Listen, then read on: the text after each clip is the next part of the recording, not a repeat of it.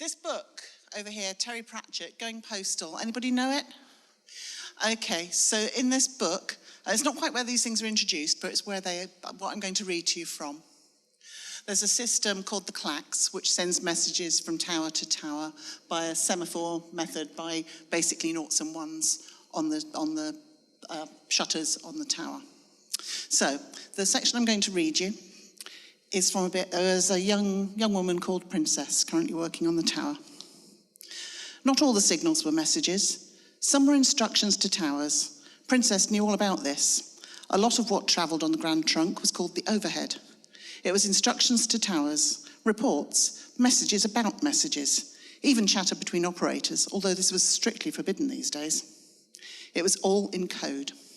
It was very rare you got plain in the overhead. But now, there it goes again, she said. It must be wrong. It's got no origin code and no address. It's overhead, but it's in plain.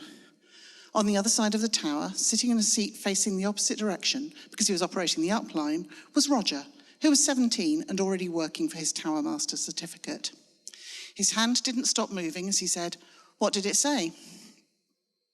There was GNU, and I know that's a code, and then just a name.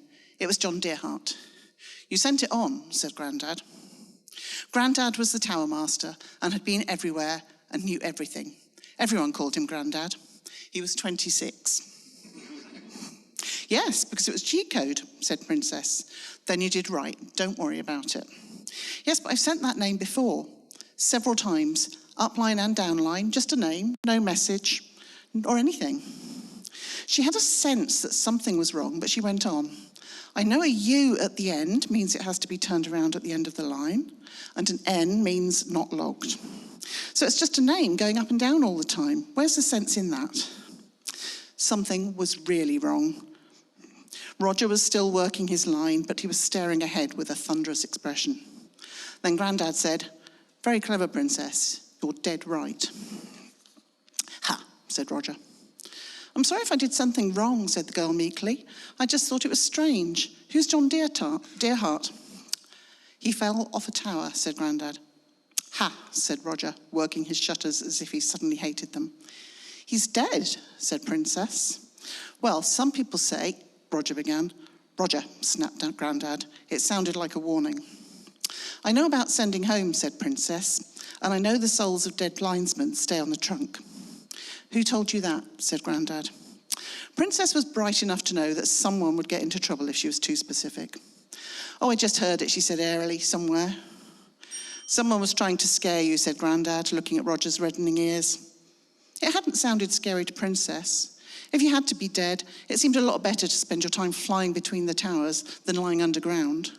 But she was bright enough too to know when to drop a subject. It was Grandad who spoke next, after a long pause broken only by the squeaking of the new shutter bars. When he did speak, it was as if something was on his mind. "We keep that name moving in the overhead," he said, and it seemed to Princess that the wind in the shutter arrays above her blew more forlornly, and the everlasting clicking of the shutters grew more urgent. He'd never have wanted to go home. He was a real linesman. His name is in the code, in the wind, in the rigging and the shutters.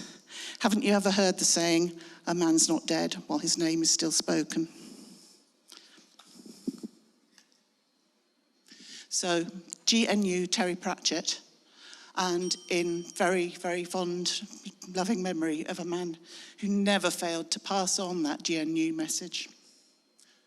GNU Russell Winder.